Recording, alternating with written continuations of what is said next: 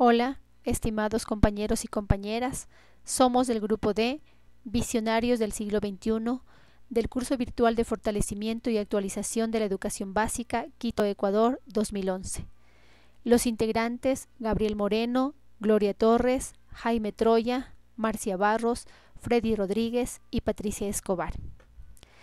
En esta ocasión vamos a presentar las 3 macroteorías y su aplicación en el aula. Iniciamos con los 7 saberes necesarios para la educación del futuro de Edgar Morin. El primer saber: la ceguera del conocimiento, el error y la ilusión. El conocimiento es una interpretación limitada de nuestros sentidos. El ser humano se ciega en sus ideas y esto hace que no mire más allá de su realidad. Las ideas muchas veces se convierten en dioses que nos dominan. ¿Qué debemos hacer en el aula? Enseñar a los estudiantes sobre las características cerebrales, mentales y culturales del conocimiento humano. Enseñarles a vivir a los estudiantes con sus ideas, pero no a ser dominados por ellas, es decir, tener siempre la mentalidad abierta. Propiciar estrategias para que desarrollen un pensamiento autocrítico y un pensamiento lúcido frente a los errores e ilusiones del conocimiento. Segundo saber: conocimiento pertinente. El ser humano es multidimensional, es un ser biológico, psíquico, afectivo, social, racional. La sociedad tiene igual enfoque, confluyen aspectos económicos, políticos, culturales y religiosos. Esto hace que el conocimiento enfrente la complejidad entre sus partes y el todo.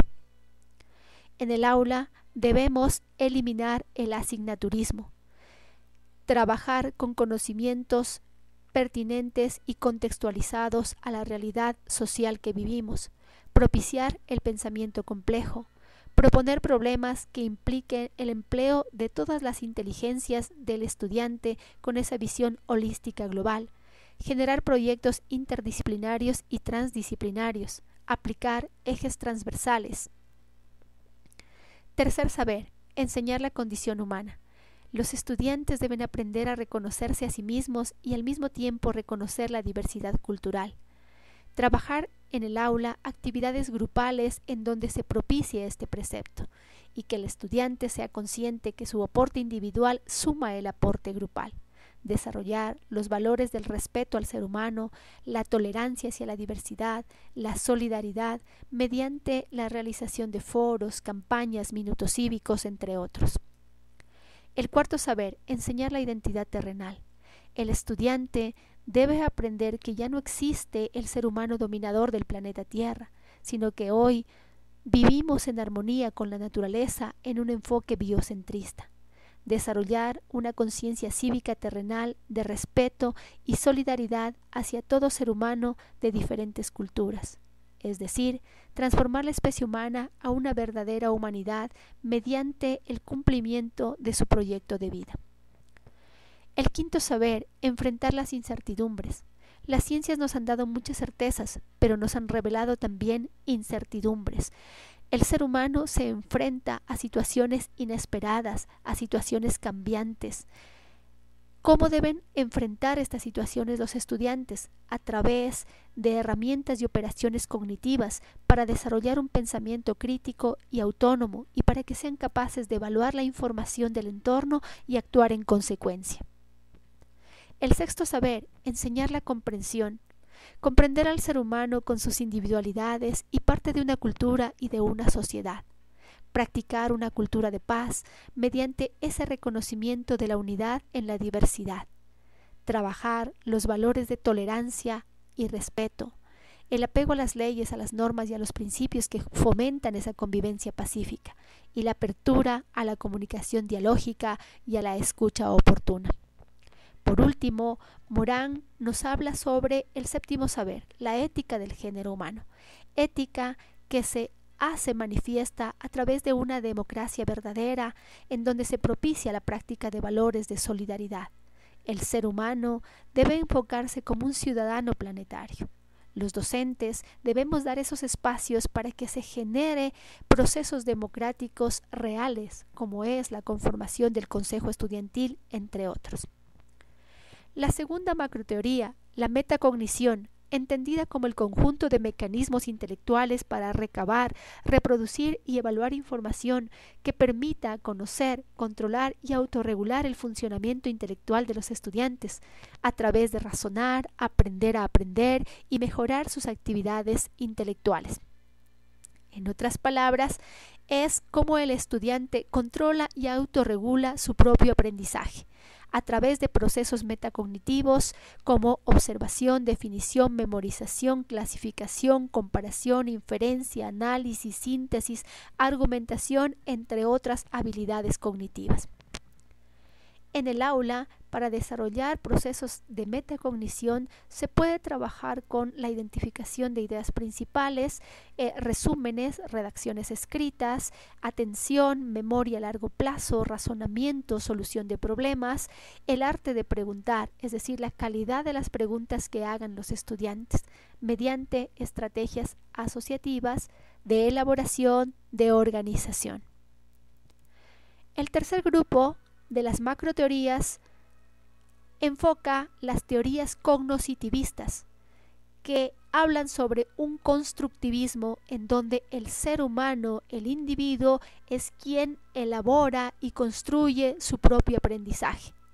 Es decir, el docente pasa de ser el protagonista a ser el mediador, el motivador, el acompañador a los estudiantes en este proceso de aprendizaje.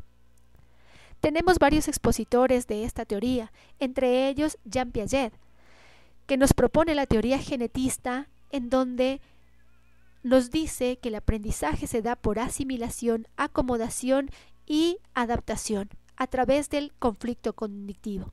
Se desarrolla aprendizajes en base al desarrollo evolutivo de los estudiantes y por lo tanto se proponen etapas o estadios, empezando desde el sensoriomotriz, preoperacional, el de operaciones concretas y el de operaciones formales. En el primer periodo sensoriomotriz, que empieza del 0 a 2 años, el niño utiliza la imitación, la memoria y el pensamiento. Aquí es recomendable trabajar con aprendizajes por ensayo y error. En la segunda etapa preoperacional, que va de 2 a 7 años, el niño ya inicia a utilizar símbolos. Es recomendable trabajar con el lenguaje, desarrollar dramatizaciones, aprendizaje de poemas, entre otros. En la tercera etapa de las operaciones concretas, de 7 a 11 años, se da ya un pensamiento lógico. Por lo tanto, se recomienda trabajos o juegos como por ejemplo el ajedrez, que es de tipo lógico. Se recomienda utilizar material concreto, trabajar con la elaboración de maquetas, etc. Y en la última etapa de las operaciones formales, que va de 11 años hasta la adultez, se debe cambiar del material concreto a un material abstracto, potenciar el pensamiento hipotético. Aquí se podría aplicar ya el método científico en pequeños proyectos experimentales. Tenemos la teoría de aprendizaje por descubrimiento propuesta por Brunner, en donde propone que el conocimiento real es aprendido por uno mismo. El significado es producto de un descubrimiento creativo. Juega un papel preponderante el conocimiento verbal y se da la resolución de problemas a través del descubrimiento. Una estrategia pertinente, el trabajo de experimentos pequeños o sencillos de laboratorio, en donde se parte de una pregunta movilizadora, problematizadora, como por ejemplo, ¿existen seres vivos formados por una sola célula? Los estudiantes deberán resolver esta pregunta y lo hacen a través de una práctica de laboratorio en donde se observa a través del microscopio una gota de agua estancada y logran comprobar por descubrimiento que es real que existen seres vivos unicelulares. Tenemos la teoría del aprendizaje significativo propuesta por David Ausubel, en donde manifiesta que los contenidos son relacionados de un modo no arbitrario y sustancial con los conocimientos previos que tiene el estudiante y que éste encuentra la significatividad en el momento que pone en práctica en su vida cotidiana. Para que se logren aprendizajes significativos, los contenidos deben estar establecidos de forma clara y muy bien organizados. Deben ser relevantes, es decir, responder al interés del estudiante. Deben ser consecuentes con los conocimientos previos. tener conexión con las otras disciplinas, permitir la reconstrucción, generar una actitud positiva por parte del estudiante hacia el aprendizaje y, por supuesto, transferir estos aprendizajes en su vida diaria. En el aula se trabaja con las técnicas activas para desarrollar aprendizajes significativos, en donde existe una gama muy variada de estas técnicas. Por ejemplo, trabajar con organizadores gráficos, la enseñanza con elementos multimedia, las tecnologías de la información y la comunicación, la investigación científica, el aprendizaje basado en problemas, el juego de roles, las dramatizaciones, etc. Dentro de las teorías cognoscitivistas aparece otra llamada la teoría del aprendizaje por interacción social, propuesta por Lev Vygotsky, en donde se sustenta que existe una zona de desarrollo efectivo y una zona de desarrollo potencial o próximo. En otras palabras, lo que el estudiante es capaz de hacer con el acompañamiento de un tutor y lo que el estudiante logra hacer de manera autónoma. El mundo de la cultura aporta las herramientas y los signos y es el que da sentido a la enseñanza y el aprendizaje. Aquí es importantísimo el papel del lenguaje. Las estrategias en el aula, la más pertinente es el trabajo cooperativo, en donde se organizan equipos de trabajo que pueden ser presenciales o de manera virtual, utilizando las herramientas de la web 2.0, como por ejemplo las wikis, los blogs pedagógicos, porque esto permite que entre pares se pueda aprender de mejor manera. En otras palabras, con amigos se aprende mejor. Los estudiantes al formar grupos intercambian experiencias, intereses, inquietudes y entre ellos logran resolverlo y comprender de mejor manera. Tenemos a Gardner, que nos propone la teoría de las 7 inteligencias, en donde se elimina ya una sola inteligencia y aparecen inteligencias verbales, lingüísticas, lógico-matemática, visual, musical, intrapersonal, interpersonal, naturalista.